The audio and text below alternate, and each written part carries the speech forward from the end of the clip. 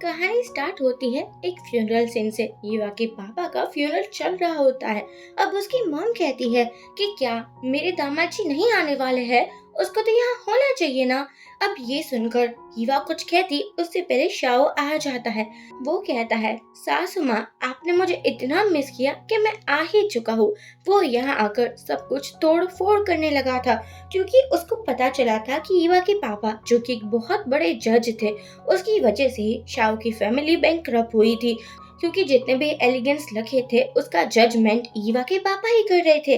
यहाँ पर उसके एसेस भी फेंके जा रहे थे, लेकिन ईवा उसको पकड़ लेती है और कहती है, मेरे पापा की अस्थियों को मैं कहीं पर भी नहीं जाने दूंगी। अब शाओ उसके सामने था। ईवा कहती है, मुझे पता है कि तुम मेरे पापा से नफरत करते हो और इसी की वजह से तुमने मुझसे शादी की है, लेकिन अब वो नहीं रहे हैं, फिर ये नफरत किस काम की। तुम मेरे पापा को शांति से जाने दो इस दुनिया से। हाँ, लेकिन शाओ कहता है, हमारे पापा की वजह से हमें 200 मिलियन का डेब्ट चुकाना पड़ा था। तुम्हें पता है अब इन सब की भुगतान कौन करेगा? ऑब्वियसली बात है तुम। अब तुम्हारी फैमिली की वजह से मैं बर्बाद हुआ हूँ, तो तुम्हें भी तो बर्बाद होना चाहिए ना। मैं इतना भी अच्छा बंदा नहीं हूँ। अब यहाँ पर वो गला पकड़ लेता है ईवा का। तभी ईवा की आंखें खुलती है, यानी कि ये एक सपना था। ईवा सोचती है, ये सच्चाई कभी भी शाओ के सामने नहीं आनी चाहिए कि उसकी फैमिली मेरे पापा की वजह से ही बैंकरप्ट हुई थी। वो ये सब कुछ सोचते हुए जा ही रही थी, तभी शाओ आता है अचानक ही और ईवा को किस करने लगा था। यहाँ ईवा उसे दूर करने की ट्राई करती है, लेकिन शाओ रुक ही नहीं रहा था। वो उसको बेड पर लाता है और कहता है, तुम क्या सोच रही हो? हम जो कर रहे हैं उस पर तुम्हें फोकस करना चाहिए। लेकिन तभी वो और किस करता उससे पहले हीवा को वॉमिटिंग होने लगी थी। वो वॉशरूम में आती है और यहाँ पर पता चलता है वो प्रेग्नेंट है। शाओ पीछे से बोलता है, क्या हो चुका? मुझे लगता है कि जरूर मुझसे तुम कुछ छुपा रही हो। शाओ देखने के लिए जा रहा था कि हीवा ने क्या डस्टबिन में डाला, लेकिन हीवा शाओ को किस कर लेती है और अब तो हमारा शाओ खुद पर कंट्रोल कर ही नहीं पा रहा था। लेकिन तभी लीना का कॉल आता है, मैं एयरपोर्ट पहुंच चुकी हूँ, क्या तुम मुझे लेने के लिए आ रहे हो ना? हीवा बोलती है, वो सिर्फ तुम्हारी सेक्रेटरी है, फिर भी तुम उसे पिकअप करने के लिए जा रहे हो। तुम्हें नहीं लगता कि सेक्रेटरी को इतनी ज्यादा फैसिलिटीज नहीं देनी चाहिए? शाओ फिर से हीवा के क्लोज आ जाता है और पूछता है, तुम्हें जेलसी हो रही है क्या? यार डार्लिंग, तुम्हें ये भूलना नहीं चाहिए, हमारी शादी सिर्फ 4 सालों तक की है, और वैसे मुझे कौन सा तुमसे शादी करनी थी।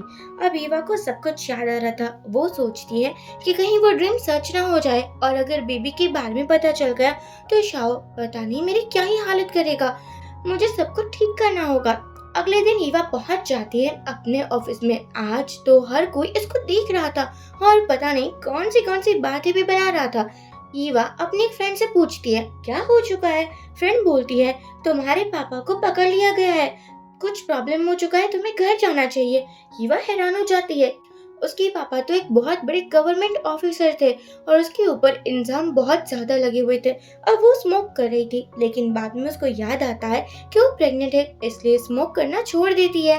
और जो मॉम थी वो बोली जा रही थी कि पता नहीं मैं अकेले सब कुछ कैसे संभालूंगी, मेरे हस्बैंड के बिना तो मुझे कुछ भी आता भी तो नहीं है ना, वही सब कुछ करते थे और अब मेरे पास पैसे भी नहीं है। ईवा अपनी मॉम से पूछती है कि घर में पैसे तो है ना? मॉम बोलती है, बिल्कुल भी नहीं है। ईवा अपना एक कार्ड देती है जिसमें 2 लाख रुपए थे और कहती है, मैं शाओ को ना हेल्प के लिए बोलूंगी, वो मना नहीं करेगा। अब वो बाहर आकर शाओ को कॉल करती है, लेकिन जो कॉल सामने उठाया था वो और कोई नहीं लेकिन लीना थी। एक्चुअली बॉस ना एक मीटिंग में थोड़े बिजी है, देखो ऐसे कॉल मत किया, तुम्हें नहीं पता क्या तुम्हारे हस्बैंड प्रेसिडेंट है? हीवा एक स्माइल करती है। उसको याद आता है कि अगर कोई भी शाओ का फोन टच भी कर लेता ना तो उसको गुस्सा आ जाता था, लेकिन लीना को हर एक परमिशन मिली हुई थी। अब यहाँ ये चुड़ैल लीना फोन नंबर भी डिलीट कर देती है। शाओ पूछता है, मीटिंग के बीच में किसका कॉल आया था? लीना बोलती है, एक्चुअली किसी का नहीं, वो तो कोई स्पैम कॉल था, मैंने उसको आंसर दे दिया है। वैसे आज रात हम बिल बोर्ड गेम खेलने वाले हैं, तुम आओगे ना? अब शाओ को तो हाँ कहना ही था, आखिरकार लीना उसकी कॉलेज फ्रेंड भी तो थी ना। यहाँ पर हमारी हीवा जो कि किसी का वेट कर रही होती है, एक्चुअली वो अपनी क्लासमेट जियांग के साथ मिलने वाली थी। जियांग आकर बोलता है कि तुम्हें इतने पैसों की क्या जरूरत आन पड़ी, जो तुम मेरी पार्टनर बनने को भी रेडी हो चुकी हो। हीवा सोचती है, मैं तुम्हें भला कैसे बता सकती हूँ कि मेरी फैमिली ऑलमोस्ट बैंकरप्ट होने वाली है। अब यहाँ पर हीवा बहाना लगा देती है, नहीं वो मैं घर में बोर हो रही थी ना, तो मैंने सोचा कि क्यों ना मैं तुम्हारे साथ यही पार्टी में चलूं। वैसे भी आज तुम कॉन्ट्रैक्ट साइन करने वाले हो तो मुझे एक्स्ट्रा ट्रीट भी मिल जाएगी। ये सुनकर जियांग कुछ ज्यादा ही खुश हो जाता है। यहाँ हम बिलबोर्ड रूम पर देखते हैं जो कि एक प्राइवेट रूम था और बहुत सारे एलिट लोग यहाँ पर थे। एक्चुअली ये सभी रिच मैन थे और यहाँ पर लड़कियों के साथ लगे पड़े थे। यहाँ पर शाओ खोया हुआ था। एक्चुअली उसने देख लिया था कि उसकी वाइफ किसी और मैन से मिल रही है और जियांग को तो वो कॉलेज टाइम से ही जानता था, तो अब बेचारे को जलन हो रही थी। लेकिन भला किसी को क्या ही बता सकता है वो, क्योंकि इन लोगों की शादी के बारे में आज तक किसी को भी पता ही नहीं था। यानी कि शाओ चाहता ही नहीं था कि किसी को पता चले कि अब वो मैरिड मैन बन चुका है। तभी यहाँ पर जियांग और हीवा आते हैं। हीवा को देखकर तो शाओ को बहुत ही ज्यादा गुस्सा आ रहा था। ये मेरी वाइफ होकर किसी और मैन के इतने क्लोज कैसे जा सकती है। वो घूर घूर कर हीवा को ही देखे जा रहा था। अब यहाँ पर हर कोई कह रहा था अगर ये कॉन्ट्रैक्ट चाहिए तो शाओ बॉस को खुश करना होगा, क्योंकि तभी तो ये कॉन्ट्रैक्ट मिलेगा। हीवा शाओ को ड्रिंक देने लगी थी। लेकिन एक बंदा कहता है क्या ड्रिंक ऐसे दी जाती है, ड्रिंक को तो बड़ी ही अंदाज के साथ और नजाकत के साथ सर्व करना चाहिए। ये सुनकर हीवा कहती है कि नहीं, मैं ऐसा बिल्कुल नहीं करने वाली। अब यहाँ पर जैसे उस बंदे ने ड्रिंक पी थी, I mean lip to lip, ऐसे हमारी हीवा भी ट्राई करती है और शाओ को तो खुद पर कंट्रोल ही नहीं हो रहा था। अब जैसे ही ये नज़ारे होते हैं, लीना को गुस्सा आ चुका था और यहाँ पर कैट फाइटिंग भी स्टार्ट हो जाती है। पर तभी ही जियांग आकर ईवा से पूछता है तुम ठीक तो हो ना, तुम्हें लगी तो नहीं है ना, वैसे तुम्हारे हाथ में स्मेलिंग आ चुकी है। अब यहाँ पर शाओ बोलता है कि देखो अगर ये कॉन्ट्रैक्ट चाहिए तो मुझसे जीतना होगा बिलबोर्ड गेम में। ये सुनकर जियांग कहता है क्या तुम्हें याद नहीं है, हीवा हमारे कॉलेज की बिलबोर्ड चैंपियन थी और उससे तो आज तक कोई जीत ही नहीं पाया है। अब हम नेक्स्ट सीन में देखते हैं हमारी हीवा बिलबोर्ड गेम खेल रही होती है, लेकिन वो तो हर किसी को हरा दे रही थी, उसके आगे कोई जीत ही नहीं पा रहा था। जैसे ही वो सेकंड गेम जीतने वाली थी, लीना जानकर हमारे शाओ के ऊपर भी गिर जाती है और कहती है वो मेरे पैर में ना मोच आ चुकी है।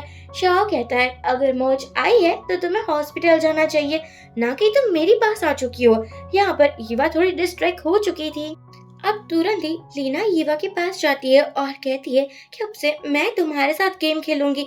जानकर उसने चीटिंग किया था और हीवा के पैर के आगे एक बॉल आ चुका था। अब वो गिरने ही वाली थी और उसके हाथ में भी चोट लग चुकी थी।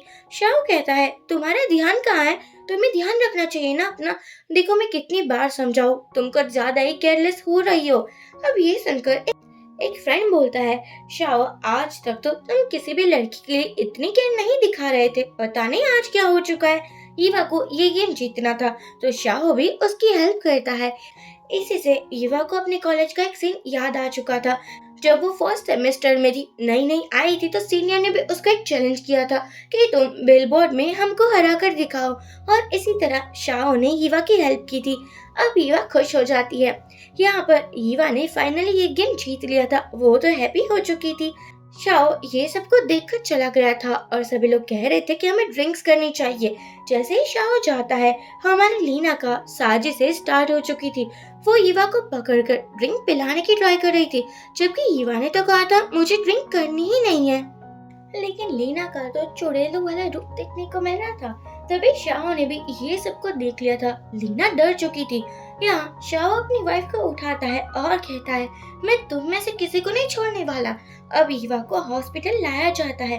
डॉक्टर बोलते हैं तुम कैसे हस्बैंड हो, मुझे समझ नहीं आता कि तुम्हारी वाइफ प्रेग्नेंट। डॉक्टर इसे आगे कुछ बोलता, ईवा उसको रोक देती है और कहती है मैं अपने हस्बैंड को समझा दूंगी। शाओ बहुत ही ज्यादा डाउटफुल देखता है और कहता है तुम मुझसे क्या छुपा रही हो। हीरा बोलती है मैं तुमसे भला क्या ही छुपाऊंगी, मुझे नहीं लगता कि मुझे तुमसे कुछ छुपाने की जरूरत है। अब यहाँ पर हीवा का टोन बिल्कुल चेंज हो चुका था। शाओ समझ नहीं पा रहा था। वो कहता है तुम्हें पैसों की जरूरत है, तुम्हें किसी हेल्प की जरूरत है तो तुम मुझे बता सकती हो, आफ्टर ऑल मैं तुम्हारा हस्बैंड हूँ। हीवा सोचती है कि तुम कैसे हस्बैंड हो, जो कि दुनिया के सामने तुम कहते भी नहीं कि तुम्हारी शादी हो चुकी है। और हाँ, वैसे भी हमारी शादी को 3 साल हो चुके हैं और बहुत जल्दी मुझे तुमसे डाइवोर्स लेना ही होगा। मैं अपने बेबी को खतरे में नहीं डाल सकती। यह बोलती है नहीं, मुझे किसी भी हेल्प की जरूरत नहीं है। अब यहाँ पर मेडिसिन को लाया जाता है। ईवा पीने से मना कर देती है। शाओ वही ट्रिक को यूज करता है। पहले खुद मेडिसिन पीता है और बाद में किस करते हुए ईवा को भी मेडिसिन दे ही देता है। तभी यहाँ पर लीना का कॉल आ जाता है। शाओ रूम से बाहर चला जाता है। शाओ बोलता है क्या हुआ है।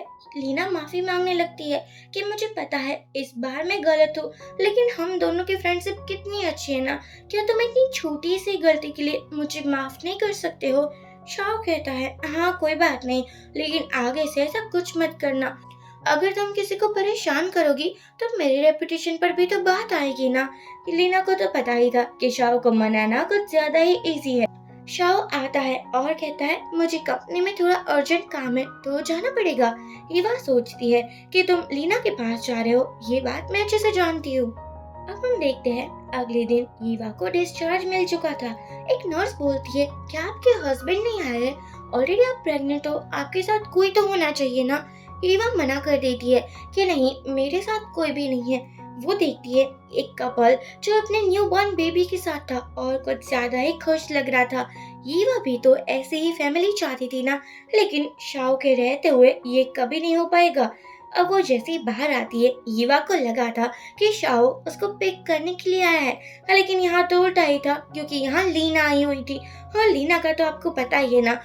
लीना ईवा से बोलती है तुम्हें क्या लगा था कि शाओ आएगा, एक्चुअली वो बिजी है और तुम्हारे लिए भला कौन ही टाइम निकालेगा। ईवा फिर भी कुछ नहीं कहती। लीना बोलती है मैंने सुना है कि तुम्हें पैसों की बहुत जरूरत है, फाइनेंशियल कंडीशन तुम्हारी ठीक नहीं है। मैं ना तुम्हें एक ऑफर देना चाहती हूँ। ईवा को याद आता है कि लीना कोई ऑर्डिनरी फैमिली से नहीं बिलोंग करती थी।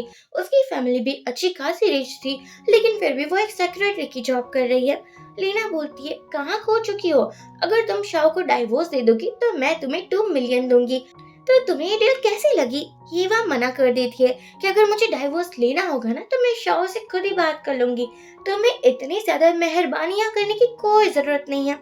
लेकिन फिर भी लीना बोलती है मैं अच्छे से जानती हूँ तुम्हारी फैमिली की कंडीशन क्या है, और भी बुरे हालत हो सकते हैं। मेरे पैसे को एक्सेप्ट कर लो, ये एज अ गिफ्ट ही समझ लो। ईवा कहती है क्या मैं बेवकूफ नजर आती हूँ, अगर मैं शाओ से डाइवोर्स लूंगी तो उसकी 50% प्रॉपर्टी मुझे मिलेगी जो कि 200 मिलियन से भी ज्यादा की होगी, और मैं ये तुम्हारे 2 मिलियन लूंगी। नहीं, तुम ये पैसे अपने पास ही रखो और मुझे ना पिक करने की भी कोई जरूरत नहीं है। बहुत ज्यादा टैक्सी है, मैं उसमें चली जाऊंगी। ईवा को याद आता है कि जब शादी हुई थी, जब इन दोनों ने मैरिज सर्टिफिकेट लिया था, तब शाओ ने कहा था कि ये शादी सिर्फ 4 सालों के लिए ही होगी, उसके बाद मैं तुम्हें डाइवोर्स दे दूंगा। और हाँ, मुझे बच्चे बिल्कुल नहीं चाहिए, हमारे बीच में एक अच्छा रिलेशन होगा लेकिन वो एक सीक्रेट होगा। ईवा के सभी अरमान पानी में बह चुके थे, लेकिन फिर भी उसने कोई भी कंप्लेन नहीं की थी। ईवा टैक्सी को ढूंढ रही थी, तभी मॉम का कॉल आता है कि कोई घर में आ चुका है और तोड़ फोड़ कर रहा है। ये सब कुछ लीना सुन रही थी। वो स्माइल करती है, आफ्टर ऑल इस चुड़ैल का ही तो प्लान था ना। ईवा बहुत जल्दी अपने घर पहुंच जाती है और जो हालत देखती है वो कुछ ज्यादा ही बिगड़ी हुई थी। मॉम रोने लगी थी कि एक तो ऑलरेडी इतनी ज्यादा मुसीबतें हमारे सर के ऊपर, और अब देखो क्या कुछ नहीं हो रहा है। ईवा फिर से अपने हस्बैंड की हेल्प लेने की ट्राई करती है। वो उसे कॉल करती है, लेकिन लीना ने पहले के जैसे कॉल उठा लिया था। लीना बोलती है क्या हो चुका है। ईवा कहती है मुझे अपने हस्बैंड से बात करनी है। लीना मना कर देती है कि शाओ ने कहा है कि कोई भी उसे डिस्टर्ब ना करे। वैसे अभी भी मेरा जो ऑफर है ना वो वैलिड है, तुम ट्राई कर सकती हो। लेकिन ईवा ने कॉल कट कर दिया था। ईवा की मम्मी को इमरजेंसी में हॉस्पिटल लाया जाता। ईवा प्रेग्नेंट थी और ऊपर से इतनी ज्यादा टेंशन कि वो करे तो करे क्या। एक्चुअली उसको पैसों की जरूरत थी, लेकिन शाओ फोन उठा नहीं रहा था और अब वो किसी के पास से ही हेल्प मांगेगी। तभी यहाँ सियांग आता है और कहता है मैं तुम्हें हॉस्पिटल बिल देने के लिए आया हूँ, देखो जब भी पैसे हो मुझे लौटा देना। अब ईवा की सांस में सांस आई थी क्योंकि फाइनली कोई था जो कि उसकी हेल्प कर रहा था, लेकिन सब कुछ शाओ ने देख लिया था। इस जल कुकड़े को ना जलन हो जाती है। वो तुरंत ही आकर जियांग को कहता है ये मेरी वाइफ है, तुम्हें यहाँ आने की कोई जरूरत नहीं थी। जियांग कहता है अच्छा ये तुम्हारी वाइफ है, तुम दोनों की शादी कब हुई। ईवा बोलती है ये सच है, हम दोनों ने बहुत टाइम पहले ही शादी कर ली थी और वैसे भी हमने कोई वेडिंग नहीं रखी है, इसलिए किसी को भी नहीं पता है। शाह बोलता है पता चल चुका है, तो अब हमें तुम्हारे पैसों की कोई जरूरत नहीं है, तुम ये लेकर जा सकते हो। अब जैसे ही डॉक्टर बाहर आते हैं, हीवा पूछने लगी थी मेरी मॉम कैसी है। डॉक्टर बोलते हैं वो ठीक है, लेकिन अभी के लिए उसको कोई भी टेंशन मत देना। जियांग भी ईवा के पीछे जाने वाला था, शाओ उसको रोकता है मेरी बेबी से ना तुम दूर ही रहना। अब हम देखते हैं, शाओ कहता है तुम उस जियांग की हेल्प क्यों ले रही थी, पता है ना मैं तुम्हारा हस्बैंड हूँ, अगर कुछ चाहिए तो तुम्हें मुझे बताना चाहिए ना। ईवा कहती है मैं तुम्हें क्या ही बताती, तुम तो पूरे दिन लीना और मीटिंग में बिजी जो रहते हो। शाओ कहता है तुम गलत समझ रही हो, मेरे और लीना के बीच में ऐसा वैसा कुछ भी नहीं है। शाओ के सामने देख तक नहीं रही थी, तो वो उसको अपने क्लोज लाता है दूर होकर और कहता है अब बताओ कौन सी बात का गुस्सा है, जैसे ही मुझे पता चला कि तुमने कॉल किया था मैं बहुत जल्दी में यहाँ आया हूँ। ईवा बोलती है हाँ तो मैं यही तो कह रही हूँ ना, तुम अभी भी तो बिजी ही होगे ना, तुम जा सकते हो यहाँ से, मुझे तुम्हारी कोई जरूरत नहीं है, मैं सब कुछ अकेले हैंडल कर सकती हूँ। शाओ कहता है तुम इतना एटीट्यूड मुझे क्यों दिखा रही हो, और बाद में ईवा को किस करने लगा था। ईवा छुटने की ट्राई करती है, लेकिन वो तो छोड़ ही नहीं रहा था। अब शाओ ने ईवा की इतनी ज्यादा हेल्प की थी, मॉम के हॉस्पिटल बिल्स भी तो पे किए थे ना। ईवा इतनी खुश थी कि अपने हबी के लिए खाना बना रही थी, और बाद में वो सोचती कि आज मैं ऑफिस ही जाती हूँ, क्योंकि शाओ को लगता है कि आज लेट ही हो जाएगा। लेकिन वहां जाकर तो उसको एक बहुत बड़ा झटका लग जाता है। वो जैसे ही शाओ के ऑफिस के बाहर पहुंचती है, अंदर से आवाज आ रही थी कि मॉम कह रही थी पता नहीं तुमने उस हीवा में देख क्या लिया है, मुझे तो लगा था कि मेरी बहू बहुत ही ज्यादा अच्छे खानदान की बहू होगी, लेकिन पता नहीं हीवा तुम्हें क्यों ही अच्छी लगने लगी है। उसके पापा की वजह से हमें 200 मिलियन का डेब्ट चुकाना पड़ा था, और फिर भी तुम उससे शादी कर बैठे हो। शाह बोलता है आप अब बस भी कर दीजिए, आपको ईवा तो पहले से ही पसंद नहीं थी ना। ये सुनकर सासू माँ बोलती है कैसे भला मैं उसको पसंद कर सकती हूँ, और वैसे भी उसके पापा जेल में है, क्या तुम्हारा हाथ नहीं है इन सब के पीछे। शाह कुछ भी नहीं कहता। ईवा हॉट हो चुकी थी, वहाँ पर लंच बॉक्स गिर चुका था। जैसे ही बाहर से आवाज आने लगती है, शाह बाहर आता है और देखता है कि लीना उसके लिए लंच बॉक्स लेकर आई है। लीना बोलती है मुझे लगा था कि तुम्हें भूख लगी होगी। वो अच्छी बनने की फुल ट्राई कर रही थी, लेकिन उसको कहाँ ही पता था कि ईवा सब कुछ सुन रही थी। यहाँ तो शाओ की मॉम को भी लीना अच्छी ही लग रही थी। ईवा बस स्टेशन पर थी, वो रो रही थी और अपने फ्रेंड जियांग को कॉल करती है कि मैं यहाँ पर हूँ, मैं तुम्हें लोकेशन भेज रही हूँ, क्या तुम मुझे लेने के लिए आ सकते हो। जियांग कहता है हाँ क्यों नहीं। अब ईवा रोने लगी थी कि उसके पापा को जेल भेजा, के पीछे शाओ है। तभी शाओ का कॉल आता है तुम कहाँ पर हो, घर पर तो तुम मुझे मिली नहीं। ईवा बोलती है अब तुम्हें मेरी फिक्र करने की कोई जरूरत नहीं है कि मुझे तुमसे डाइवोर्स चाहिए। शाओ हैरान हो जाता है और वो सामने देखता है ईवा को लेने के लिए जियांग आया था। अब वो समझ चुका था कि शायद ईवा जियांग को ही लाइक करती है।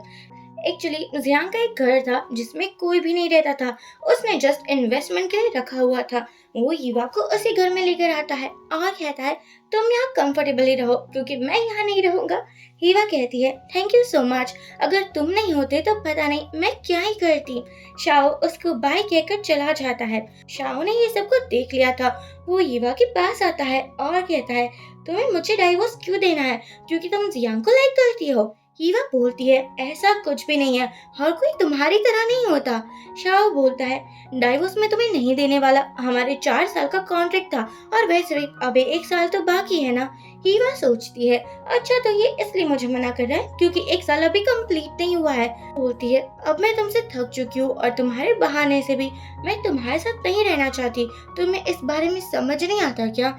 शाओ कहता है तुम्हें हो क्या गया है, तुम इतनी बदली बदली क्यों लग रही हो, अगर कोई बात है तो तुम मुझसे शेयर कर सकती हो। ईवा कहती है मैं तुमसे भला क्या कुछ शेयर करूंगी, वैसे भी तुम तो बहुत बिजी रहती हो ना, जाओ अपने उस लीना के पास।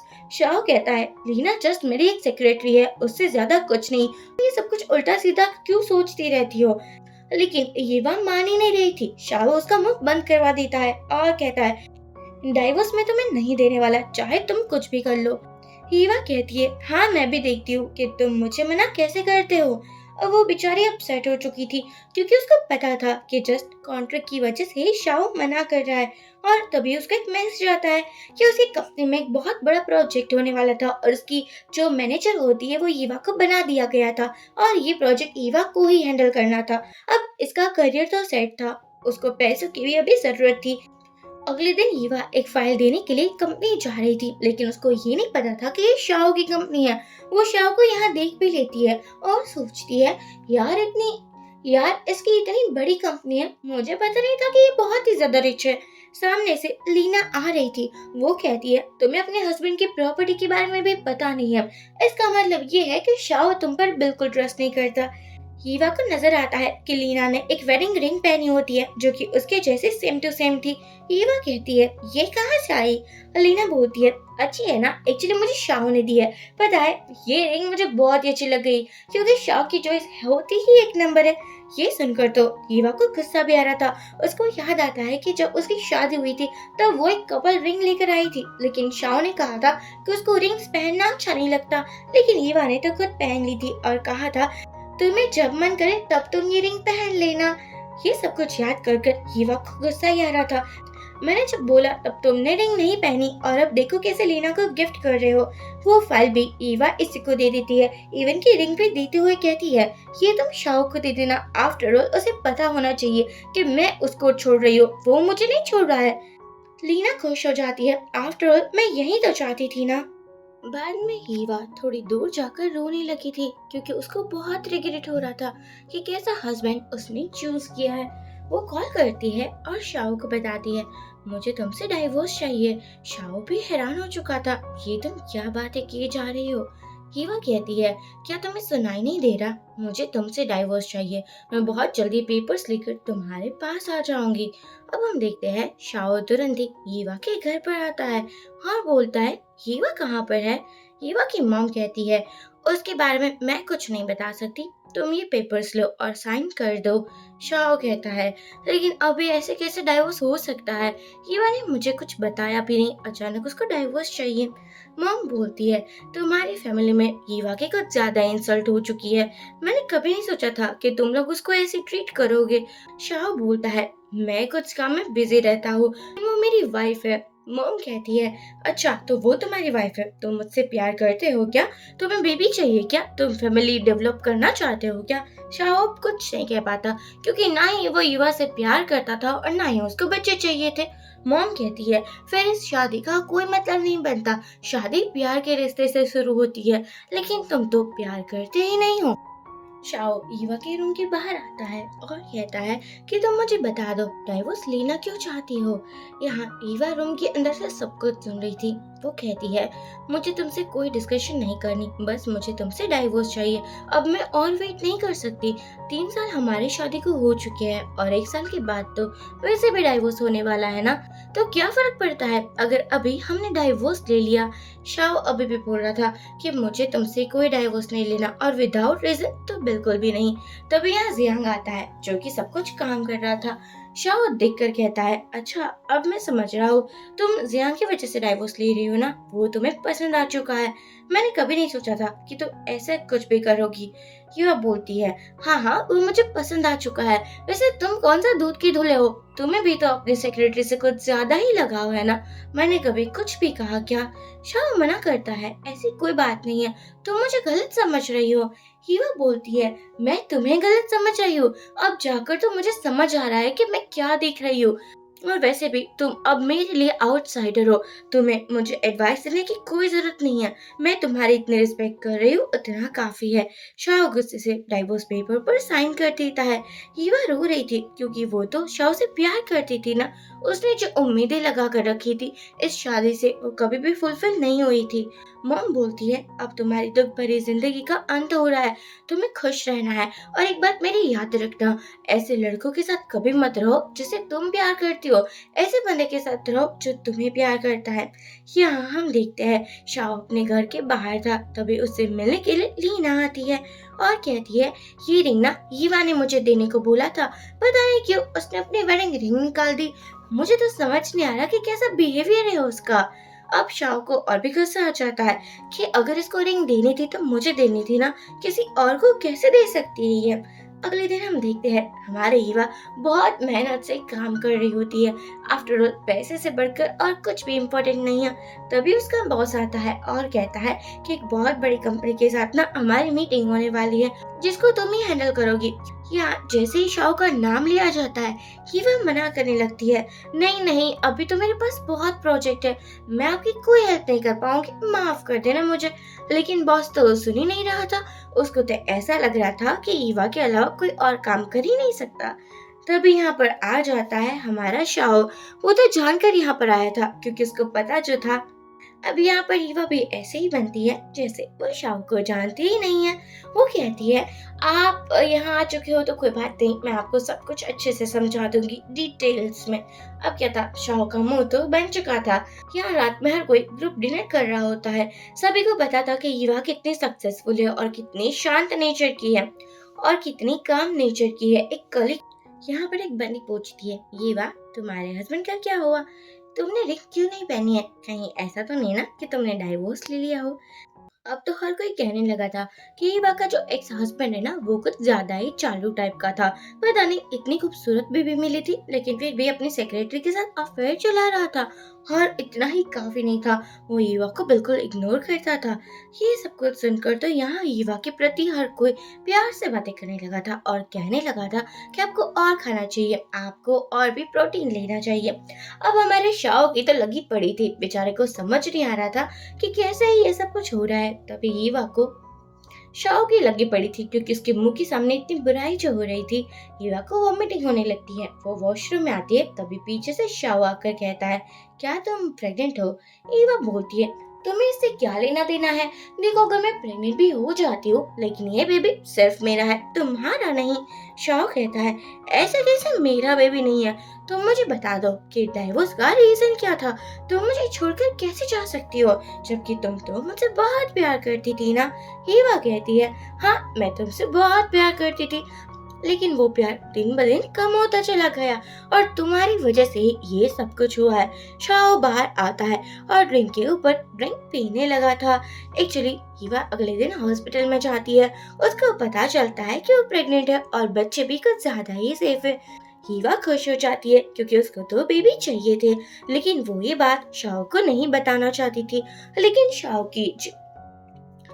शाओ को बात पता चल चुकी थी। उसकी एक फ्रेंड ने कहा था, भाभी जी तो प्रेग्नेंट है और पता है 2 मंथ हो चुके हैं और ट्विंस बेबीज भी है। मुझे ऐसा लगता है वो बेबी कहीं तुम्हारा ही ना हो। शाओ अभी भी कुछ भी नहीं कह पाता। यहाँ हम देखते हैं हीवा अपने पापा से जेल में मिलने के लिए आती है, क्योंकि आज एक सुनवाई हुई थी। उसको 5 साल की जेल होने वाली थी। हीवा दौड़ी दौड़ी आती है। पापा कहते हैं, माफ कर देना मुझे, मैं तुम्हें वो सब कुछ नहीं दे पाया जो तुम डिजर्व करती थी। मैं तो तुम्हें दुनिया की हर खुशी देना चाहता था। हीवा बोलती है, आप बिल्कुल टेंशन ना लीजिए, मैं मॉम का बहुत अच्छे से ख्याल रखूंगी, मैं उसको किसी चीज की कमी नहीं होने दूंगी। पापा बोलते हैं, तुमने डाइवोर्स ले लिया, ये सुनकर मुझे अच्छा लगा, वैसे भी उस फैमिली में रहने की कोई भी जरूरत नहीं थी। हीवा कहती है, आप सही समझ रहे हो। तभी पीछे से शाओ आता है और वो कहता है, मैंने अभी डाइवोर्स नहीं लिया है, मैं उसको बहुत लाइक करता हूँ और मैं इसी के साथ रहना चाहता हूँ। यहाँ हीवा भी बता देती है कि वो प्रेग्नेंट है और ट्विंस बेबी होने वाले हैं। पापा खुश हो जाते हैं। ईवा नहीं चाहती थी कि वो ये बात अपने पापा से छुपा कर रखे। पापा के जाने के बाद ईवा बोलती है, तुम यहाँ भला क्यों ही आए हो? शाओ कहता है, कहीं ये बच्चे मेरे तो नहीं है ना? ईवा मना कर देती है कि मैं तुमसे डाइवोर्स ले चुकी हूँ और अब इस बेबी पर भी तुम्हारा कोई राइट नहीं बनता, और वैसे भी ये बच्चे तो तुम्हारे है ही नहीं। शाओ बोलता है, ऐसा नहीं हो सकता। ईवा बोलती है, शादी के पहले ही दिन तुमने मुझे बता दिया था कि तुम्हें बच्चे बिल्कुल अच्छे नहीं लगते और तुम्हें बच्चे फ्यूचर में चाहिए भी नहीं है। फिर आज तुम क्या जानने के लिए आए हो? वैसे भी मैं अपनी लाइफ अच्छे से जी रही हूँ और मैं इतना कमा लेती हूँ कि बच्चों को भी अच्छे से रख सकती हूँ। अब तुम्हें मेरी लाइफ में या फिर मेरे बच्चों की लाइफ में इंटरफेरेंस करने की कोई जरूरत नहीं है। शाओ कहता है, मुझे तुमसे दोबारा शादी करनी है। ईवा मना कर देती है और यहाँ से चली जाती है। रात में वो जियांग से मिलती है और वो उसे बता देती है कि कितनी ज्यादा अकेली पड़ चुकी थी वो जब वो कोर्ट में गई थी। वो दिखा भी नहीं सकती थी कि वो अपसेट है, वरना पापा तुरंत ही ये बात को पकड़ लेते। वो कहता है, कोई बात नहीं, मैं तुम्हारे साथ हूँ। अब हम देखते हैं शाओ अगले दिन एक कॉलेज में लेक्चर देने वाला था और वो चाहता था कि यहाँ पर ईवा भी आए। यहाँ पर शाहो और उसके दोस्त भी आए होते हैं क्योंकि बहुत ज्यादा बिजनेसमैन को स्पीच देनी थी ताकि स्टूडेंट को मोटिवेशन दे पाए।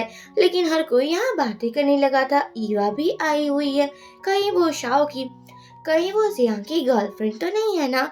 यहाँ ईवा को याद आता है वो एक बार कॉलेज टाइम में शाओ के पास गई थी कॉन्ग्रेचुलेशन कहने के लिए क्योंकि उसका ग्रेजुएशन हो चुका था। लेकिन तब शाओ अपसेट था क्योंकि उसकी फैमिली में बहुत लॉस हो रहा था। और तभी ईवा ने अपने पापा को बोला था कि वो शाओ की हेल्प कर दे। जैसे ही हमारी ईवा बाहर आती है उसको एक प्यारी सी केक नजर आती है। वो खुश होकर उसको खिलाने लगती है और कहने लगी थी कि तुम कितनी प्यारी हो। शाओ भी ये देखकर याद करता है कि ईवा को कैट तो पहले से ही पसंद है। शाओ तुरंत ही आकर ईवा को कहता है तुम प्रेग्नेंट हो और तुम्हें कुछ एलर्जी वगैरह भी हो सकती है, तुम्हें इस कैट से दूर रहना चाहिए। लेकिन कैट को ईवा छोड़ ही नहीं रही थी। उसके चक्कर में ही कैट ने तो एक नाखून भी ईवा को मार दिया था। शाओ बोलता है देखा मैंने कहा था ना कैट खतरनाक होती है। ईवा बोलती है ऐसा कुछ भी नहीं है।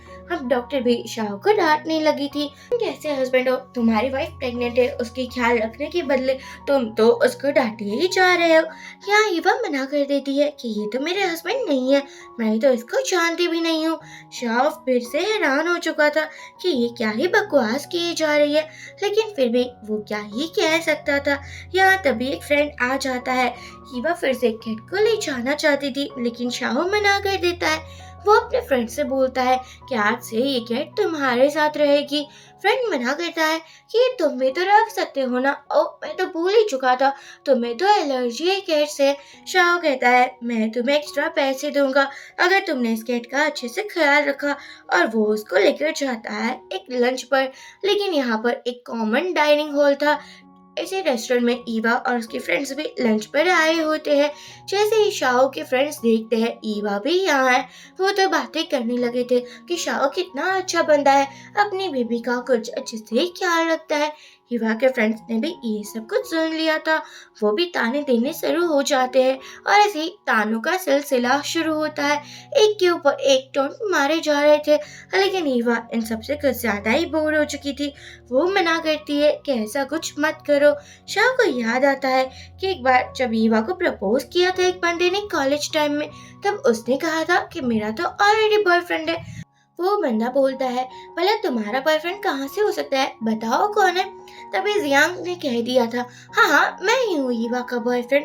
शाह ने सब कुछ सुन लिया था। उसको थोड़ा बुरा भी लगा था और यहाँ पे वो सेम ही फील कर रहा था। उसको कुछ ज्यादा ही बुरा लगने लगा था। इवन की जेलसी भी हो रही थी। लेकिन ईवा को तो कोई फर्क नहीं पड़ रहा था। उसकी जो फ्रेंड थी वो कहती है कहीं तुम जियांग को तो डेट नहीं कर रही हो ना, उसकी वजह से तो तुमने डाइवोर्स नहीं लिया है। ईवा मना कर देती है अपनी बातें बंद करो। जियांग कहता है लेकिन मुझे तुम्हारा बॉयफ्रेंड बनने में कोई प्रॉब्लम नहीं है। यहाँ फ्लर्टिंग फिर से शुरू हो जाती है। अब हम देखते हैं ईवा आती है एक कंपनी में। एक्चुअली वो शाह से मिलना चाहती थी क्योंकि वो प्रोजेक्ट हैंडल कर रही थी।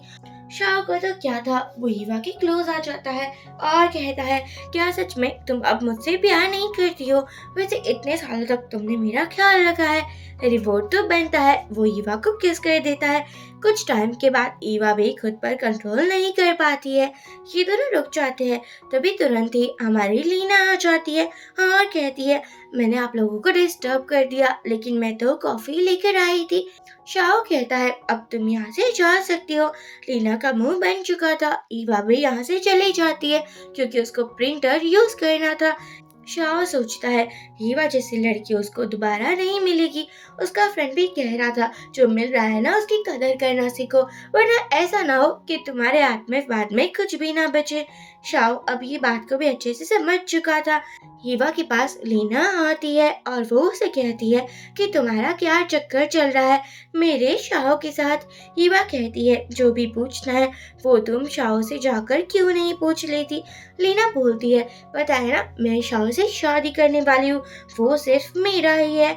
ईवा ये सुनकर खुश हो जाती है और कहती है तुम तब कहाँ थी जब शाह की कंपनी बैंकरप्ट हो चुकी थी और उसके पास फूटी कौड़ी भी नहीं थी। तब तो तुम अब्रॉड चली गई थी और जब शाह सक्सेसफुल हो चुका है तुम उसके पास वापस आ चुकी हो। तुम एक नंबर की लालची औरत हो।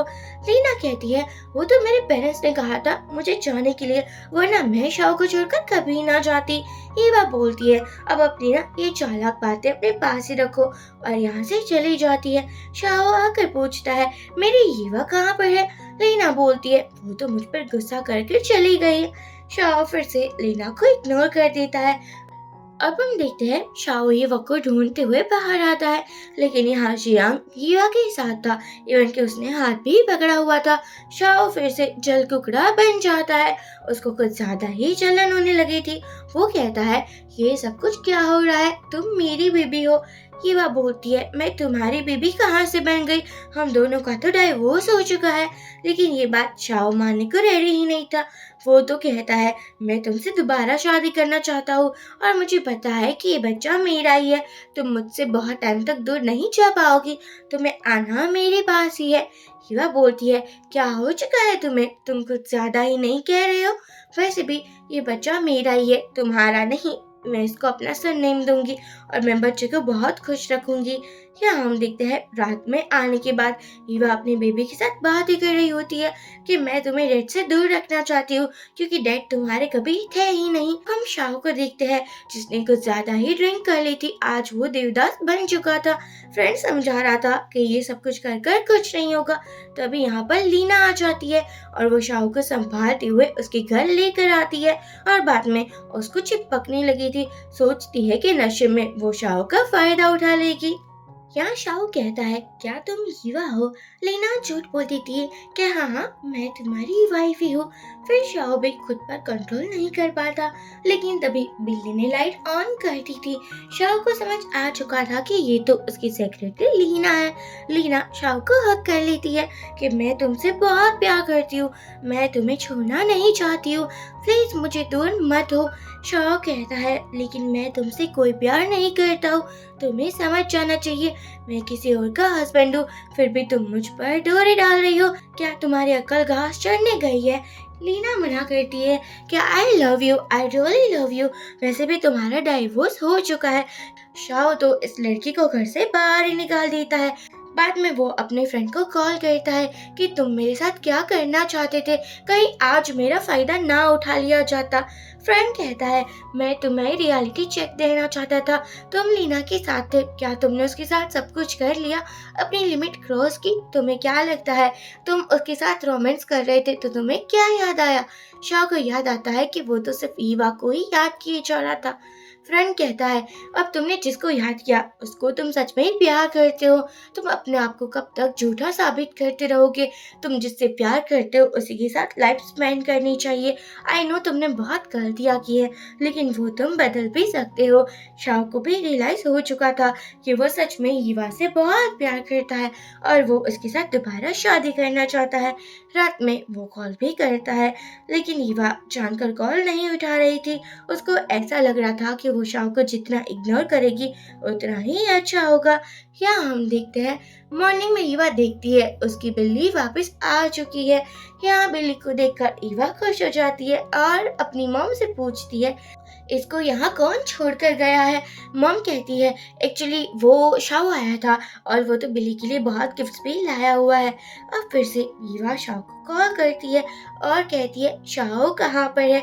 नर्स बोलती है, आप कैसी वाइफ हो? आपका हस्बैंड पूरी रात हॉस्पिटल में था, उसका एक्सीडेंट हो चुका था, लेकिन आपने एक बार कॉल ही नहीं उठाया, ऐसा भी भला कोई करता है? ईवा हैरान हो जाती है और कहती है, मैं बहुत जल्दी हॉस्पिटल आ रही हूँ। यहाँ हॉस्पिटल जैसी वो पहुँचती है, शाओ की मॉम मिलती है। वो तो बिल्कुल ईवा को लाइक ही नहीं करती थी, इसलिए कहती है कि तुम्हारी वजह से ये सब कुछ हो रहा है और तुम्हारा तो डाइवोर्स हो चुका है ना, तुम यहाँ क्या कर रही हो? ईवा बोलती है, मैं शाओ के साथ वर्क भी करती हूँ, तो इस रिश्ते से ही मिलने के लिए आ चुकी हूँ। मॉम मना कर देती है कि एक तो खामखा तुमसे पीछा छूट चुका है और अब शाओ की बहुत जल्दी एंगेजमेंट होने वाली है, तो उससे जितना दूर रहोगे उतना ही हमारे लिए अच्छा होगा, तो प्लीज उसकी लाइफ से दूर चली जाओ। मैं शाओ की शादी लीना के साथ ही करवाना चाहती हूँ, आफ्टर ऑल उसकी फैमिली हम जितनी ही स्टेबल है। ईवा बोलती है, कांग्रेचुलेशन आंटी, लेकिन आपको पता होना चाहिए आपकी फैमिली को मेरे डैड ने बहुत सपोर्ट किया है, आपकी फैमिली के करप्शन को मेरे डैड ने छुपाया है और इसी की वजह से वो जेल पर है। लेकिन फिर भी आप मुझे भगाना चाहती हो। अभी से समझ आता है कि आपका नेचर कैसा है। वैसे भी आप बिल्कुल डिजर्व नहीं करती हो कि आप मुझसे कुछ भी फेवर लो। मैं अपने पापा को कहूंगी कि वो आपके कच्चे चिट्ठे बहुत जल्दी बाहर ला कर रख दे। हम बोलती है ऐसा कुछ भी नहीं होगा। हमारी कंपनी अब तो इस सिटी की नंबर 1 कंपनी बन चुकी है। अब हमें कोई हरा नहीं पाएगा। और वैसे भी तुमने क्या ही किया है। तुम्हारे पास ना ही पैसे है और ना ही अच्छी ग्रेजुएशन। इसलिए मैं तुम जैसी लड़के की शादी मेरे बेटे के साथ अब नहीं होने देने वाली। तुम यहाँ से जा सकती हो और आगे से कभी भी यहाँ आने की जरूरत नहीं है। जैसे ही वो जा रही थी, उसकी फ्रेंड कॉल करती है और कहती है आज रात तुम बार में आना। तुम प्रेग्नेंट हो लेकिन ड्रिंक मत करना। हीवा हाँ कह देती है। और ये सब कुछ जाओ का फ्रेंड सुन रहा था। वो सोचता है अब ये सब कुछ भाई को बताना पड़ेगा। यहाँ शाओ को भी होश आ चुका था। वो हीवा से मिलना चाहता था। उसको पता था नर्स ने कॉल किया है। मॉम कहती है पता है पूरी रात लीना तुम्हारे साथ थी। वो कितनी ज्यादा केयरिंग है ना।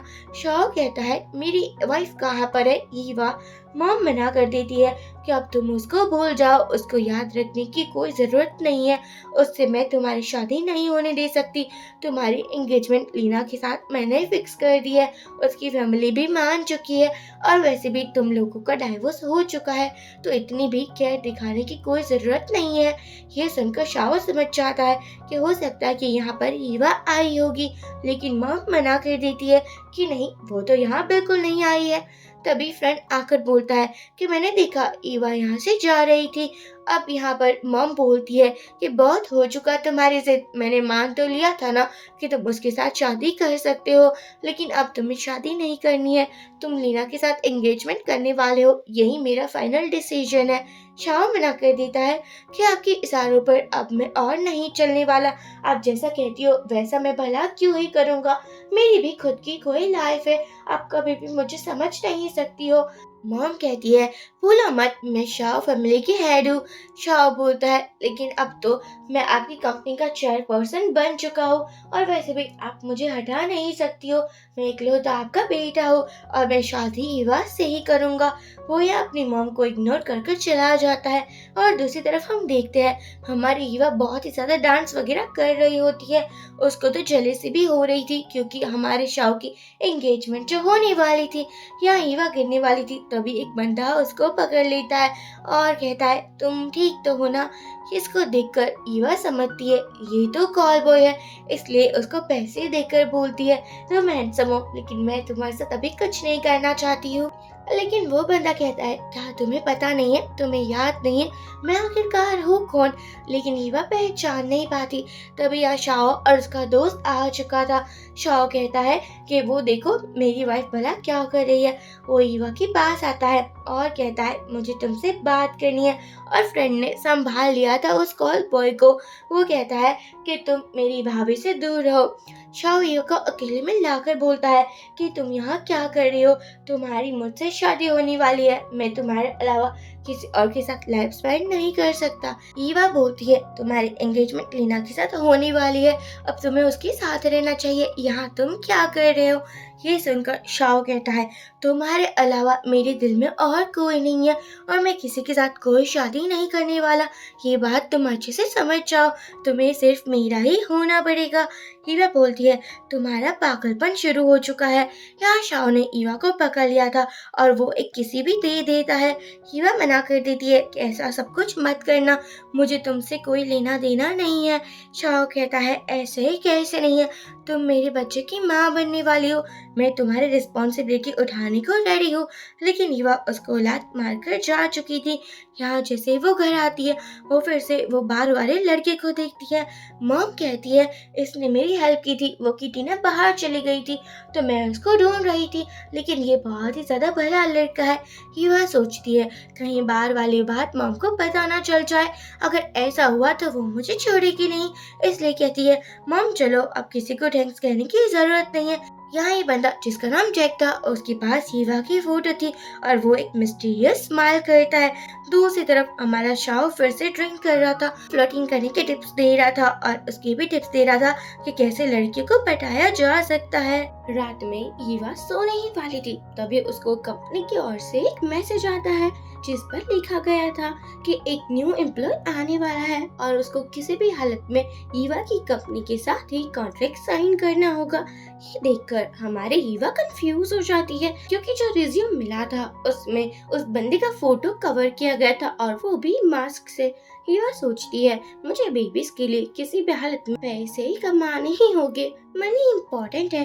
अगली मॉर्निंग वो एयरपोर्ट पहुंच चुकी थी, लेकिन यहाँ पर तो हमारी लीना मैडम भी आई थी। न्यू एम्प्लॉय की कुछ ज्यादा ही डिमांड बढ़ रही है, उसको तो मैं अपने कंपनी में ही ला कर रहूंगी। हीवा के साथ लीना कंपटीशन करना चाहती थी। हीवा बोलती है अच्छा तो तुम भी यहाँ आई हो। लीना बोलती है ऑफ कोर्स, और वो जो मैक्स है ना वो सिर्फ हमारी ही कंपनी के साथ वर्क करने वाला है, क्योंकि हम उसको बहुत बेनिफिट देने वाले हैं। ये सुनकर ईवा कंफ्यूज हो जाती है, क्योंकि मैक्स ने तो ऑलरेडी कह दिया था कि वो ईवा की कंपनी के साथ ही काम करेगा। यहाँ पर शाओ और उसका फ्रेंड भी आ रहा था, क्योंकि ईवा से मिलना जो था। तभी मैक्स भी एयरपोर्ट से बाहर आ जाता है। वो ईवा को देखकर बोलता है कि अब तुम्हें याद आ चुका होगा कि मैं आखिरकार हूँ कौन। ईवा हैरान हो जाती है कि ये तो वही बाहर वाला लड़का है और पता नहीं एक रात में कहां से ही अब्रॉड से टपक पड़ा है, लेकिन फिर भी न्यू एम्प्लॉय था इसलिए कुछ कह नहीं पाती है। लीना ऑफर देती है कि तुम हमारी कंपनी में आ जाओ, हम तुम्हें बहुत ज्यादा सैलरी देंगे और प्रॉफिट भी होगा ईवा की कंपनी से ज्यादा, और तुम्हें इतना बेनिफिट मिलने के बाद तुम मना नहीं कर पाओगे। लेकिन मैक्स मना कर देता है। तभी शाओ आकर पूछता है कि मैंने तो नहीं कहा था कि ये एम्प्लॉय हमारी कंपनी में हायर किया जाएगा, फिर तुम यहाँ क्या कर रही हो लीना। लीना बहाना लगाने लगी थी, नहीं मैं तो कंपनी का भला इच्छ रही थी, इसलिए इस एम्प्लॉय को लाना चाहती थी। ईवा बोलती है कि तुम लोगों का मैटर सॉर्ट कर दो वरना मुझे जाना पड़ेगा। वो जाने वाली थी, लेकिन मैक्स ईवा के पैर पर स्प्रे लगा देता है क्योंकि उसको लग चुकी थी। लेकिन इतना सब कुछ देखकर शाओ को तो जलन होने लगी थी। वो कहता है ये मेरी वाइफ है। ईवा बोलती है मैक्स हमें यहाँ से चलना चाहिए, अब कैट फाइट डॉग फाइट होती उससे पहले। यहाँ पर फ्रेंड बोलता है शाओ तुम बस भी घर जाओ, ये एयरपोर्ट है, यहाँ लड़ाई करना ठीक नहीं है क्योंकि यहाँ बहुत ज्यादा मीडिया होगी। अब जैसे ही ईवा चली जाती है, शाओ लीना पर गुस्सा करता है कि तुम बिना पूछे सब कुछ डिसीजन लेने लगी हो, तुम मुझे एम्बेरस कर रही हो, इसलिए आज से मैं तुम्हें कंपनी से निकाल रहा हूँ, तुम्हें कंपनी में आने की कोई जरूरत नहीं है। लीना सोचती है ईवा इतनी आसानी से मैं तुमसे हार नहीं सकती हूँ। जो मैक्स था वो ईवा को अपनी कार में चलने को कहता है, इवन कि वो तो उसके साथ फ्लर्टिंग भी करने लगा था क्योंकि उसको पता था कि ईवा से कुछ तो लेना देना है। शाओ सोचता है इतनी आसानी से मैं ईवा को खुद से दूर नहीं जाने दे सकता। वो कॉल करता है अपनी सासू मॉम को और कहता है कि मैं आपके वहाँ पर डिनर के लिए आना चाहता हूँ। यहाँ पर हमारा जो जियांग था वो अच्छे से खाना बना रहा था और जैसे ही ईवा आती है उसको एक शॉक मिलता है, क्योंकि जियांग, मैक्स और शाओ तीनों ही थे और ये तीनों ही लड़के हमारे ईवा के पीछे पागल थे। मैक्स कहता है कि मैं तुम्हारी कंपनी का न्यू एम्प्लॉय हूँ, तुम्हें मेरी खातिरदारी तो करनी ही चाहिए। ईवा बोलती है हाँ क्यों नहीं, मैं मम्मी की हेल्प करती हूँ। तीनों लड़के बोलते हैं हम भी करेंगे। ईवा मना कर देती है। अब जियांग और मैक्स एक दूसरे को अपना इंट्रोडक्शन दे रहे थे, लेकिन शाओ को तो पहले से ही मैक्स पसंद नहीं आ रहा था। वो पूछता है कि तुम ईवा के इतने क्लोज क्यों जा रहे हो, तुम्हारा क्या मोटिव है। मैक्स कहता है वो इतनी ज्यादा ब्यूटीफुल है और वैसे भी मुझे ऐसा लगता है कि मैं उसको पहले से जानता था, तो क्लोज जाने में भला क्या ही बुरा है। शाओ को तो और भी गुस्सा आने लगा था और मॉम कहती है देखो तुम्हारे पीछे 3 बंदे पड़े हैं, तुम किसी एक को पसंद कर लो और इससे शादी कर लो। वैसे मैक्स छोटा है, यंग है, लेकिन वो मुझे हैंडसम तो लगता ही है। ईवा मना करती है मॉम आप इन सब के चक्कर में ना ही पड़े, मुझे किसी से शादी नहीं करनी है। ये सुनकर मॉम कहती है ठीक है, वरना ऐसा मौका मुझे मिला होता मैं जाने ही ना देता। डिनर टेबल पर जियांग ईवा का कुछ ज्यादा ही ख्याल रख रहा था। उसको अलग अलग डिशेस भी सर्व कर रहा था। अब शाओ को तो जलन कैसे ही ना होती। यहाँ हम देखते हैं ईवा सभी को टाटा बाय बाय कर रही थी, लेकिन जैसे ही शाओ आता है उसका मुंह बन जाता है। शाओ सोचता है, अरे यार मैं क्या ही करूँ। जियांग कहता है, तुम ईवा से दूर रहो। शाओ बोलता है, तुम्हें मैक्स के बारे में कुछ पता है क्या? वो इतने क्लोज ईवा की क्यों ही आ रहा है? जियांग कहता है, तुम कुछ ज्यादा ही सोच रहे हो, ऐसा कुछ भी नहीं है। लेकिन मैक्स का तो जरूर कोई मोटिव था, क्योंकि उसके पास ईवा की बहुत सारी फोटोज थी। अगले दिन फ्रेंड आता है और शाओ को बोलता है, मैं सभी मैक्स की इंफॉर्मेशन लेकर आ चुका हूँ और वो तो एक ऑर्फन है और अच्छा स्टूडेंट भी है। शाओ बोलता है, ये सब कुछ तो मुझे भी पता है, इसके अलावा अगर और कुछ है तो वो मुझे बता दो। अगले दिन ईवा आती है ऑफिस में। यहाँ पर बहुत सारे गिफ्ट ईवा के लिए प्रिपेयर किए गए थे, जिसमें से नेकलेस थे, फ्लावर्स थे और पता नहीं कितने एक्सपेंसिव आइटम्स थी। ईवा पूछती है, ये सब कुछ किसने दिया है? एक बंदी बोलती है, जिसने भी दिया है वो नीचे है। अब सभी लोग बातें करने लगे थे। ईवा का डाइवोर्स हो चुका है और फिर भी वो तो शाओ को पटाने की ट्राई कर रही है। अब यहाँ पर एक टिकट भी दी गई थी, जो कि एक पियानो कॉन्सर्ट की थी, जो ईवा का फेवरेट आर्टिस्ट था। उसको याद आता है कि शादी के पहले ही बर्थडे में उसने कहा था कि क्या तुम मेरे साथ चलोगे शाओ, लेकिन उस बंदे ने मना कर दिया था, मेरे पास ऐसे टाइम नहीं होते, अगर जाना है तो तुम खुद ही चले जाओ। अब यहाँ पर नीचे शाओ का फ्रेंड बोल रहा होता है कि उनको ऐसे गिफ्ट कुछ ज्यादा ही अच्छे लगते हैं, देखना अभी ईवा आएगी और तुमसे प्यार भरी बातें करेगी। लेकिन होता कुछ उल्टा ही है। ईवा आकर गुस्सा करने लगी थी कि तुम मुझे समझते क्या हो, मैं तुम्हारे पैसे के पीछे क्या पागल हूँ, और वैसे जब मैंने तुम्हें ये टिकट्स दी थी तब तो तुम्हारे पास टाइम नहीं था, और अब मेरे पास टाइम नहीं है, मेरा पीछा करना छोड़ दो। दूर से मैक्स ये सब कुछ देख रहा था। शाओ सोचता है, भला मैं कैसे ही ईवा को समझाऊंगा कि मैं उससे बहुत प्यार करता हूँ। वो तो कॉल करता है ईवा के बॉस को, क्योंकि उसे मिलना जो था। यहाँ सभी ईवा की बुराई कर रहे होते हैं, क्योंकि वो तो शाओ के पीछे और मैक्स के पीछे पड़ी थी। एक लड़की बोलती है, तुम प्रेग्नेंट हो फिर भी सभी लड़की को पटाने की ट्राई कर रही हो। ईवा मना कर देती है और उसके मुंह पर पानी फेंकते हुए बोलती है कि नहीं, मैं किसी को पटाने की ट्राई नहीं कर रही हूँ, वैसे तुम्हें अपनी शक्ल देख लेनी चाहिए, तुम में कोई एबिलिटी है नहीं, फिर भी अपने रिलेटिव के दम पर यहाँ पर टिकी हुई हो। तभी यहाँ पर बॉस आता है और वो उस बंदी को फायर कर देता है। यहाँ सब कुछ शाओ भी मजे से देखे जा रहा था, लेकिन ईवा फिर से उसको कोई भी भाव नहीं देती है। अब हम देखते हैं लेट नाइट तक ईवा काम कर रही थी। तभी वो जैसे ही स्मोक करने के लिए आती है, शाओ आकर उसका किस कर देता है और बोलता है, स्मोक करना तुम्हारी हेल्थ के लिए बिल्कुल अच्छा नहीं है। ईवा बोलती है, ठीक है मैं उसको छोड़ दूंगी। शाओ फिर से चुम्मा चाटी करने लगा था और बोलता है कि वो ईवा से कितना प्यार करता है, और पहले भी वो ईवा को प्यार तो करता ही था, लेकिन वो ऐसा सोचता था कि एक कॉन्ट्रैक्ट मैरिज है, अगर वो ईवा के ज्यादा क्लोज जाएगा तो उसको ऐसा लगेगा कि वो ईवा के पैसों के पीछे है, या फिर वो ऐसे ही ईवा को इम्पोर्टेंस दिए जा रहा है। अब जैसे ही ईवा को ये सब कुछ रियलाइज होता है, वो ज्यादा खुश हो चुकी थी, लेकिन तभी किसी ने बाहर से डोर को क्लोज कर दिया था। ईवा सोचती है, ये सब कुछ कौन ही कर सकता है। उसको ठंड लग रही थी तो हमारा हीरो उसको जैकेट देता है और बोलता है कि तुम प्रेग्नेंट हो।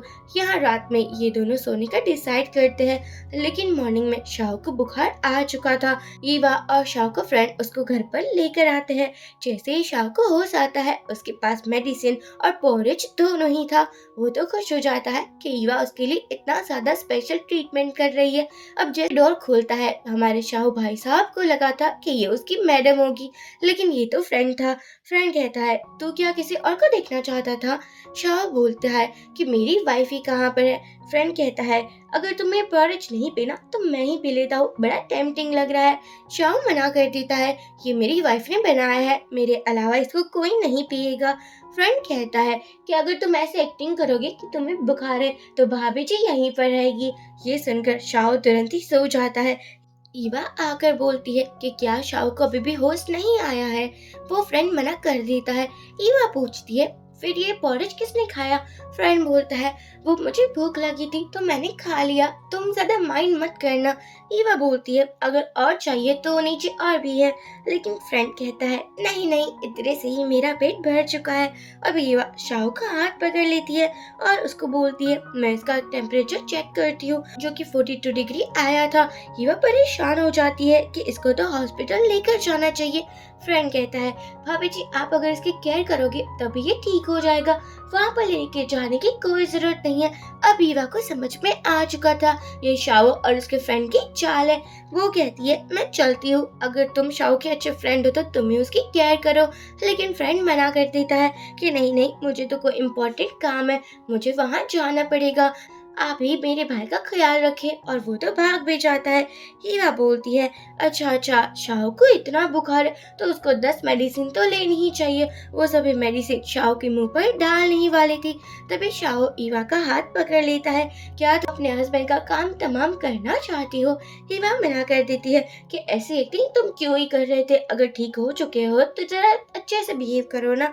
शाओ ईवा को अपनी क्लोज करता है और कहता है मैं तुम्हें खुद से दूर नहीं जाने देना चाहता, इसलिए तुम्हें यहीं पर रहना होगा और मुझे दोबारा एक चांस भी देना होगा। तुम हर बार मुझे गलत ही समझती रहती थी, वरना मेरे मन में उस लीना के लिए ऐसी कोई फीलिंग्स नहीं थी, मैं तो सिर्फ तुम्हारा ही हूँ। ये बात समझ चुकी थी और वो बोलती है ठीक है मैं तुमसे डेटिंग करूंगी, लेकिन हाँ मैं तुमसे शादी करने का अभी कोई प्लान नहीं कर रही हूँ, दोबारा शादी तो बिल्कुल नहीं करूंगी, बस तुम इस बेबी की फादर हो इसलिए चांस दे रही हूँ। ये सुनकर तो हमारा शाओ खुशी हो जाता है और वो ईवा को बोलता है मैं तुम्हें कोई कमी नहीं होने दूंगा, तुम्हें सब कुछ खुशियाँ दूंगा। ईवा बाहर कॉल पर बात करते हुए जा रही थी, तभी कोई उसको बेहोश कर देता है। यहाँ शाओ को भी कॉल आ रहा था जो कि जियांग का था कि ईवा अभी तक घर नहीं पहुंची है, क्या वो तुम्हारे घर पर है? शाओ कहता है नहीं, वो तो यहाँ से कब की निकल गई। अब ये दोनों ही डर चुके थे। शाओ कार लेकर निकल चुका था। जैसे ईवा को होश आता है उसके सामने मैक्स था और वो अपने ट्विंस ब्रदर की फोटो के सामने था। उसको ऐसा लग रहा था कि उसके ट्विन ब्रदर ने ईवा को प्रपोज किया था और जब ईवा ने रिजेक्ट कर दिया तब से टपक गया था और ये सभी के जिम्मेदार ये मैक्स ईवा को ही मान रहा था। ईवा समझाने की ट्राई करती है कि तुम्हारे भाई ने मुझे प्रपोज किया था लेकिन मैंने मना कर दिया था और उसके बाद से तो मैं तुम्हारे भाई को मिली भी नहीं हूँ। मैक्स कहता है तुम झूठ बोल रही हो क्योंकि डायरी में सब कुछ लिखा गया है कि तुमने किस दिन कौन सा गिफ्ट की डिमांड की थी और मेरे भाई ने सब कुछ ट्राई किया था कि वो तुम्हें गिफ्ट वगैरह दे पाए और उसके चक्कर में बहुत ज्यादा लोन लेकर रखी थी, उसके पीछे लोन शार्क वाले पड़ चुके थे, फिर वो इस दुनिया में नहीं रहा है। यहाँ ईवा बहुत ट्राई करती है लेकिन मैक्स मानने को रेडी ही नहीं था। वो ईवा को छोड़ता है और कहता है तुम्हें मुझसे शादी करनी होगी क्योंकि मेरा भाई खुश होगा हम दोनों की शादी को देखकर। ईवा तुरंत ही यहाँ से भाग जाती है और तभी यहाँ शाओ भी पहुंच चुका था। वो भी मैक्स को समझाने की ट्राई करता है कि प्लीज तुम ईवा को छोड़ दो, तुम्हारा फ्यूचर ब्राइट है, ऐसे काम मत करो।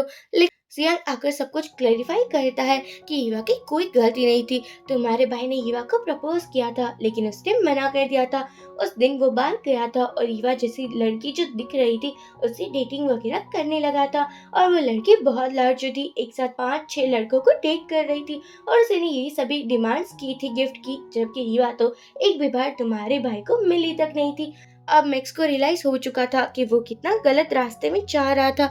ईवा को बुरा लगता है क्योंकि मैक्स बहुत ही ज्यादा ब्राइट स्टूडेंट था और उसका फ्यूचर भी ब्राइट था, लेकिन यहाँ पर मैक्स कहता है माफ कर देना मुझे, एक गलतफहमी की वजह से मैंने तुम्हें हर्ट किया। ईवा मना कर देती है कि कोई बात नहीं। तभी हमारी ईवा बेहोश हो चुकी थी, उसको जल्दी से शाओ हॉस्पिटल लेकर आता है। डॉक्टर बोलते हैं इसका एक्स्ट्रा ख्याल रखना होगा। शाओ कहता है हाँ कोई बात नहीं, मैं बहुत ही ज्यादा ख्याल रखने की ट्राई करूंगा। जैसे ईवा को होश आता है हमारा शाओ कहने लगा था कि अब सब कुछ ठीक है, तुम ज्यादा टेंशन मत लो। ईवा बोलती है क्या तुम मेरे साथ रहोगे, मुझे तुम्हारी बहुत जरूरत है। शाओ बोलता है हाँ क्यों नहीं, मैं तो तुम्हारा ही हूँ ना, तुम जब तक कहोगी तब तक मैं तुम्हारे साथ रहूंगा। ये दोनों कुछ ज्यादा ही क्लोज थे। तभी जियांग और ईवा की फ्रेंड दोनों ही आ जाती है। अब यहाँ मीना तो मजाक उड़ाने लगी थी, अरे यार तुम हॉस्पिटल में हो, थोड़ी बहुत भी शर्म दम रख लो। जिया भी पीछे नहीं हटता और अपने होने वाली चीजों की कुछ ज्यादा ही मस्ती करने लगा था। हमारी ईवा को तो शर्म वगैरह ही आने लगी थी। मीना बोलती है, देखो शाओ, अगर मेरी बेस्टी को परेशान किया तो फिर मैं तुम्हें नहीं छोड़ूंगी, तुम्हारी हड्डी पसली एक कर दूंगी। यहाँ जिया क्या था, सभी के बीच में सुलह हो चुकी थी। ईवा को तो पहले से ही यही लगता था कि शाओ ने उसके पापा को जेल पहुंचाया है, लेकिन जो फ्रेंड था वो सब कुछ क्लियर कर देता है कि ऐसा कुछ भी नहीं था, मेरे भाई ने कुछ नहीं किया है। ईवा की सभी गलतफहमियां दूर हो जाती है। मीना बोलती है कि देखो, हमारी ईवा भी बहुत रिच है, ज्यादा अमीरी का शो ऑफ मत करना वरना मैं तुम्हें नहीं छोड़ूंगी। शाओ कहता है, हाँ साली साहिबा, ठीक है, मैं आपकी बात समझ चुका हूँ। बाहर से सब कुछ लीना देख रही थी। उसको तो बहुत ही ज्यादा जलन हो रही थी कि ईवा और शाओ के बीच में सब कुछ ठीक कैसे हो सकता है, ये सब कुछ मेरे बर्दाश्त के बाहर है। लीना तुरंत ही मैक्स को कॉल करती है और वो उसको पुलिस स्टेशन मिलने भी जा रही थी। वो कहती है कि मैं तुम्हारा साथ देने को रेडी हूँ, तुम्हें जितने पैसे चाहिए मैं उतने पैसे दूंगी, तुम्हें जेल से भी बाहर छुड़वा लूंगी, लेकिन तुम ऐसे एक्टिंग करो कि तुम युवा से बहुत प्यार करते हो और उससे शादी कर लो, इससे मेरी हेल्प हो जाएगी और मैं शाह से शादी कर लूंगी। वो एक ब्लाइंड चेक भी हमारे मैक्स को देती है। तो पता ही था कि लीना कैसी लड़की है। यहाँ पर हम देखते हैं कि जो मॉम थी वो लीना को समझा रही थी कि देखो, ईवा प्रेग्नेंट है और वो शाओ के बच्चे की माँ बनने वाली है, इसलिए मैं उसको फोर्स नहीं कर सकती कि वो तुम्हारे साथ शादी कर ले। आई होप तुम मुझे समझोगी। लीना बोलती है, हाँ हाँ मैं समझती हूँ। ये भी पता है कि शाओ ईवा से कितना प्यार करता है। मॉम खुश हो जाती है कि तुम तो कुछ ज्यादा ही अच्छी लड़की हो। तुरंत ही मैक्स धक्का देता है मॉम को। लीना मॉम को संभाल रही थी, ईवा की सुप में कोई मेडिसिन मिला दी थी। यहाँ लीना तो खुश हो जाती है कि उसका काम बन चुका है। मीना चूंकि अपने होने वाले भतीजे भतीजी के बहुत ही ज्यादा प्यार दिखा रही होती है और यहाँ शाओ भी उतनी ही केयरिंग दिखा रहा था। तभी यहाँ पर मॉम आती है और वो माफिया भी मांग रही थी इवन की। यहाँ तो लीना भी सॉरी बोलती है कि मैं तो तुम लोगों के बच्चों के लिए गिफ्ट्स भी लेकर आई हूँ। यहाँ शाओ कुछ नहीं कह पाता। मॉम बोलती है, मैं तुम्हारे लिए स्पेशल सूप बना कर लाई हूँ और ये ना बेबी के लिए कुछ ज्यादा ही अच्छा होगा। मीना मना कर देती है कि हमें आप लोगों पर ट्रस्ट नहीं है, ये सूप ईवा बिल्कुल नहीं पिएगी। लीना बोलती है, भला आंटी ईवा को कैसे हर्ट कर सकती है, वो तो बहू है ना। शाओ कहता है, बहुत हो चुका, ईवा मेरी मॉम पे ट्रस्ट करो, वो तुम्हें हर्ट बिल्कुल नहीं करेगी क्योंकि उसको तो अपने ग्रैंड चाइल्ड का कुछ ज्यादा ही इंतजार है। ईवा मान जाती है वो सूप पीने के लिए। उसको ये सूप कुछ ज्यादा ही अच्छा भी लग रहा था क्योंकि बहुत ही ज्यादा टेस्टी था। लेकिन लीना का फेस दिखने वाला था, वो स्माइल किए जा रही थी। ऐसे ही कुछ टाइम निकल जाता है, लेकिन अचानक ही ईवा को पेन होने लगा था। शाओ कहता है, जल्दी से जल्दी डॉक्टर को बुला कर लेकर आओ। लेकिन यहाँ पर जो फ्रेंड थी ईवा की, वो गुस्सा करने लगी थी कि आप उसकी मदर इन लॉ हो, लेकिन आप बेबी को हार्म कैसे कर सकती हो, आपका तो वो ग्रैंड चाइल्ड था ना, नहीं करना चाहिए, वो तो लड़ाई वगैरह करने पर उतर आई थी। लीना उसको रोकती है। शाओ कहता है, बहुत हो चुका, अभी हमें ईवा के बारे में सोचना चाहिए। मॉम बताती है कि उसने ये सूप अपने हाथों से बनाया है और इसमें कुछ भी नहीं मिलाया गया है, वो भला कैसे ही अपने होने वाले पोती पोती को हर्ट कर सकती है। कहती है कि मैं आपको जेल भेज कर रहूंगी। एक्चुअली यहाँ पर अभी इन लोगों को शक लीना पर होने लगा था क्योंकि लीना ही सासू मॉम के साथ आई थी। लीना को फ्रेंड बोलती है, तुम क्यों ना ये सूप तुम ही पी लो। अब क्या था, ये सूप जैसे तैसे लीना को पिला दिया जाता है। वो तो वॉमिटिंग करने की ट्राई कर रही थी क्योंकि सब कुछ गलती उसी की थी। अब तो ईवा को भी पता चल चुका था कि शाओ की मम ने कुछ नहीं किया है। लीना और मैक्स आ चुके थे। मैक्स कहता है कि तुम्हें क्या लग रहा है कि मैं अब ईवा को हर्ट करूंगा, मैंने उस सूप में कुछ नहीं मिलाया था, ये तो चाल थी तुम्हें पकड़ने की, तुम्हारे रियल इंटेंशन सबके सामने लाने की। लीना बोलती है, तुमने मुझे धोखा दिया है।